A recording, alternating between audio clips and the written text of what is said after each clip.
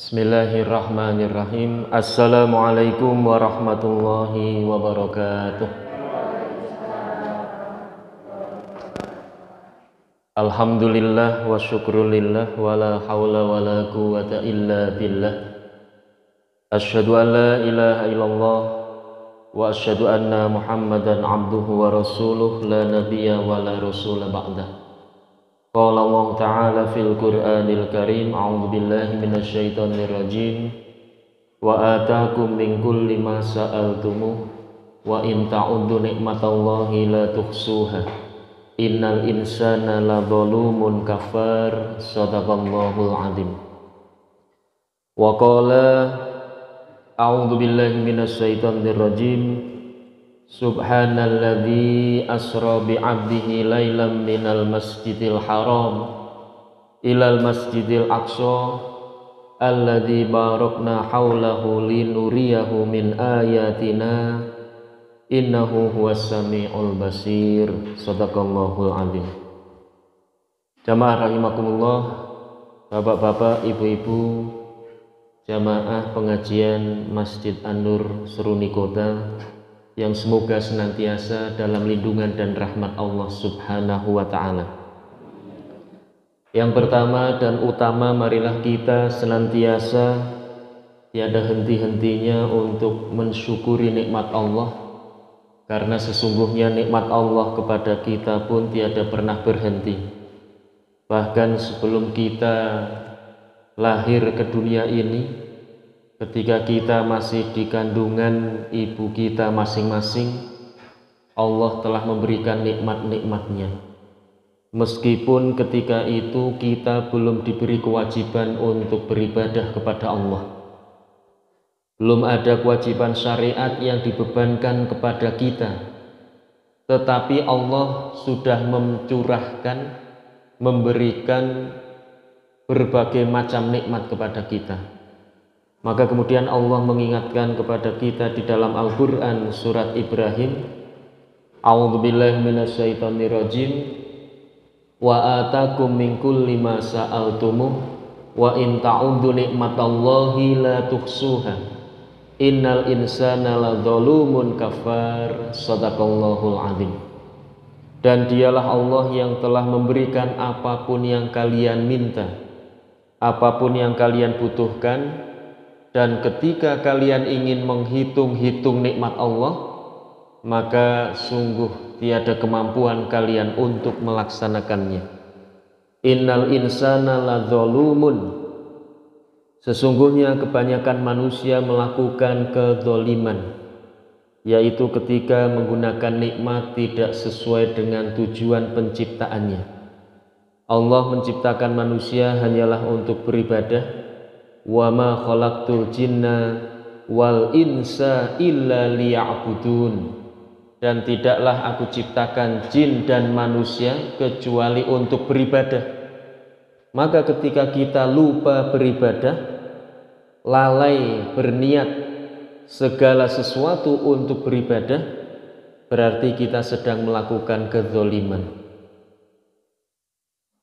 Jamaah rahimakumullah, kafar atau innal insana ladzalumun kafar. Kafar itu artinya banyak melakukan kekufuran. Kufur nikmat, tidak mengakui bahwa nikmat-nikmat kita atau nikmat yang ada pada diri kita hanyalah dari Allah Subhanahu wa ta'ala. Itu artinya kita tertutup dari Allah untuk mensyukuri nikmat-nikmatnya. Maka semoga kita terhindar dari keduanya, bukan termasuk orang yang zalim dan bukan pula termasuk orang yang kufur atas nikmat Allah.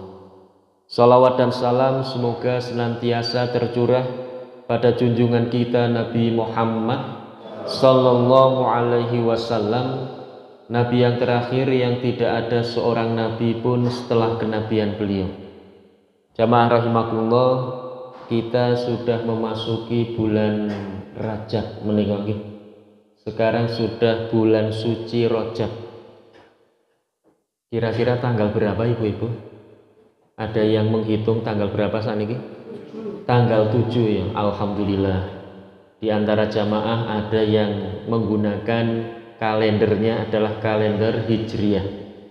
Tahu kalau hari ini tanggal 7 Rajab, bertepatan dengan tanggal 8 Februari. Karena terkadang yang kita pakai, yang kita gunakan, yang kita ingat itu hanya tanggal-tanggal atau bulan-bulan miladiah atau nasional atau internasional atau samsiah. Jarang sekali kita menggunakan kalender atau tanggalan-tanggalan Hijriah atau Qamariyah. Padahal jamaah rahimakumullah, banyak ibadah-ibadah yang terhitung atau dihitung dari tanggal-tanggal Hijriah atau Qamariyah. Jadi beribadah itu menggunakan tanggal-tanggal itu, bukan tanggal miladiah. Umpamanya nanti ketika bulan Sya'ban kita diperintahkan untuk memperbanyak puasa. Bulan Ramadan penuh dengan puasa. Setelah bulan Ramadan kemudian bulan Syawal, itu ada puasa 6 hari di bulan Syawal.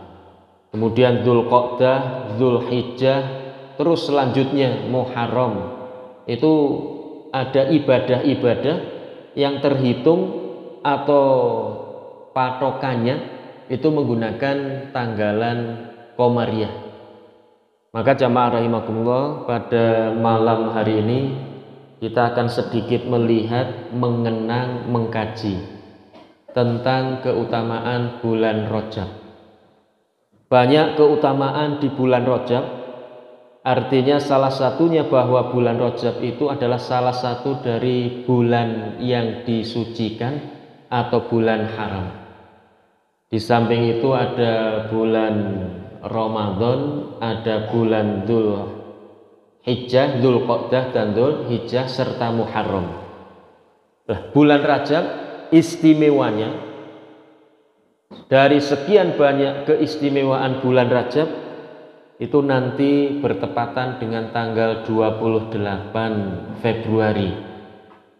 Ibu-ibu sudah melihat tanggal 28 Februari, tanggal merah. Gimana ibu? Jadi tanggal 28 Februari itu tanggal merah. Dan kebetulan bertepatan dengan hari Senin. Jadi hari Ahad, kemudian hari Seninnya tanggal merah. Masya Allah, ini liburnya 2 hari. Semoga saja tidak digabung menjadi hari Ahad semua. Semoga saja menikah. Jangan kemudian ini merah digabung ke dalam hari Ahad. Semoga saja tidak, jamaah rahimakumullah. Apa tanggal merah tanggal 28? Ini kadang-kadang kita hanya senang dengan tanggal merahnya, senang dengan liburnya, tanpa harus mengetahui mengapa pemerintah memberikan kepada umat Islam hari libur. Libur tanggal 28 itu bertepatan dengan peristiwa Isra Mi'raj. Jadi Isra, perjalanan Nabi Muhammad dari Masjidil Haram ke Masjidil Aqsa. Kemudian Mi'raj, perjalanan Nabi Muhammad dari Masjidil Aqsa ke Sidratul Muntaha.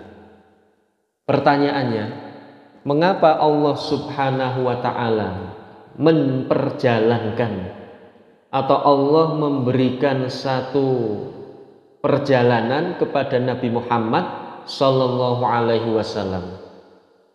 Kalau di dalam sejarah diceritakan bahwa tahun itu disebut dengan Amul Huzni, tahun penuh dengan kesedihan, tahun penuh dengan duka lara, sedih, duka yang sangat mendalam terhadap pribadi Nabi Muhammad Sallallahu Alaihi Wasallam. Betapa tidak berduka atau betapa tidak bersedih Nabi Muhammad Sallallahu Alaihi Wasallam karena dalam satu tahun yang sama dua orang yang paling mencintai dan dicintai, dua orang yang paling mendukung dan didukung, dua orang yang paling melindungi Nabi Muhammad Sallallahu Alaihi Wasallam ketika itu meninggal dunia. Yang pertama adalah Siti Khadijah, istri Nabi Muhammad Sallallahu Alaihi Wasallam, meninggal dunia. Masya Allah. Ini Nabi Muhammad Sallallahu Alaihi Wasallam sangat berduka, sangat bersedih. Kenapa? Karena Khadijatul Kubra itu adalah wanita pertama yang percaya dan yakin dengan kenabian Nabi Muhammad Sallallahu Alaihi Wasallam. Dan beliau Khadijah adalah yang mendukung Nabi Muhammad dengan hartanya. Diketahui di dalam tarikh menikah bahwa kekayaan Khadijah itu 2/3 kekayaan seluruh penduduk kota Mekah. Masya Allah, berarti kaya raya menikah. Kalau sekarang mungkin miliarder atau triliuner, jutawan, atau yang sedang terkenal apa niku, crazy rich. Jadi crazy rich, saking kayanya. Apa Mas Ari? Sultan, sultan, saking kayanya.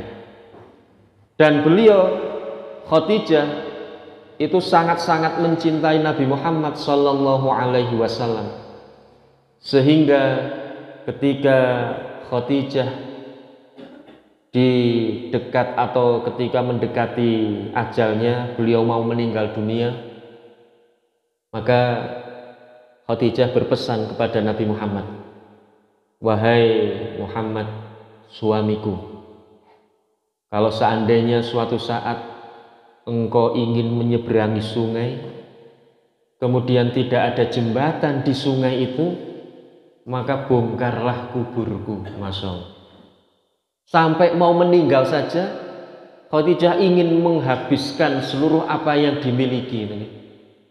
Jadi diceritakan bahwa kekayaan Khadijah itu digunakan untuk mendukung dakwah Nabi Muhammad Sallallahu Alaihi Wasallam.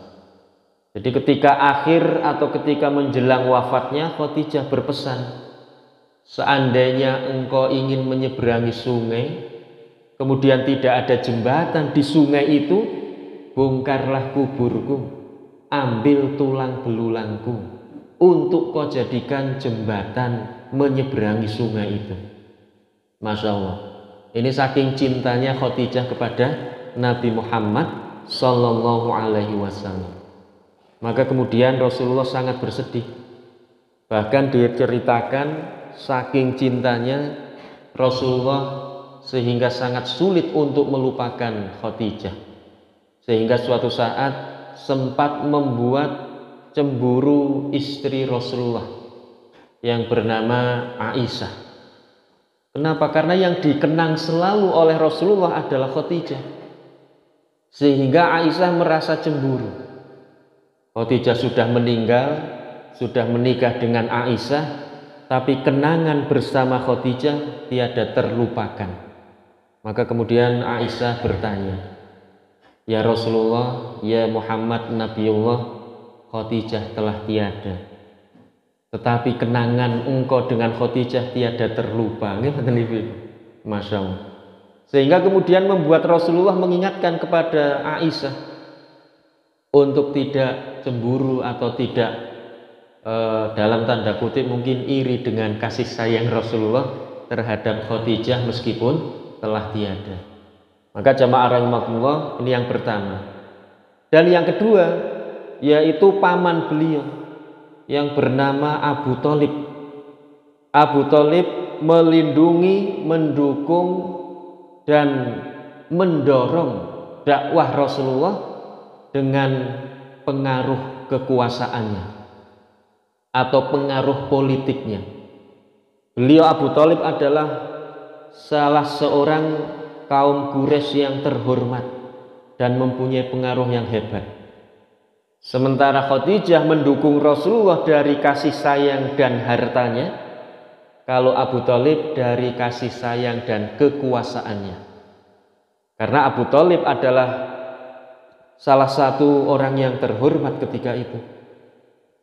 Diceritakan bahwa orang-orang kafir Quraisy ketika Rasulullah mulai berdakwah Islam, menyebarkan risalah, mereka berusaha sekuat tenaga untuk menghalangi dan mencegah serta menggagalkan. Pernah suatu saat ditawari untuk saling tukar menukar keyakinan. Engkau ya Muhammad berada di keyakinan kami 1 tahun, kami berada di keyakinanmu 1 tahun. Maka kemudian Rasulullah menyampaikan apa yang disampaikan oleh Allah di dalam Al-Quran, lakum dinukum waliyadin. Tidak mungkin kita tukar-tukaran, gimana? 1 tahun di sebelah sana, 1 tahun di sebelah sini, terus nanti kemudian disimpulkan, oh ternyata di sana begini, di sini begitu, gimana? Rasulullah menolak dengan tegas. Masalah akidah, masalah keyakinan, ibadah tidak bisa ditukar-menukar. Kemudian setelah itu gagal, orang kafir datang lagi kepada Rasulullah dengan keyakinan, keimanan, tukar-menukar ibadah. Mereka ditolak dengan mentah-mentah oleh Rasulullah. Mereka menyangka, oh ini jangan-jangan dengan duniawi Rasulullah mau tergoda. Akhirnya kemudian mereka menyampaikan, ya Muhammad, kalau engkau ingin harta, kami jadikan engkau orang yang terkaya. Kalau engkau ingin tahta, kami jadikan engkau orang yang paling tinggi kedudukannya. Kalau engkau ingin seorang wanita, maka kami carikan wanita yang tercantik jelita. Tapi ketiga-tiganya pun ditolak oleh Rasulullah, karena memang bukan itu tujuan utamanya. Rasulullah Shallallahu Alaihi Wasallam diutus oleh Allah Subhanahu Wa Taala. Mereka gagal lagi. Kemudian setelah lama berpikir, mereka kemudian mempunyai satu gagasan atau ide. Ini orang yang paling dicintai oleh Rasulullah, oleh Nabi Muhammad adalah pamannya, yaitu Abu Thalib. Abu Thalib yang memelihara Rasulullah dari kecil, menjaga, mendidik dari kecilnya. Wah, ini pasti yang paling dituruti. Menurut orang-orang kafir ketika itu, yang paling dituruti, yang paling dipanuti oleh Nabi Muhammad pasti pamannya. Mari kita lewat pamannya untuk menghentikan dakwah Rasulullah Shallallahu Alaihi Wasallam.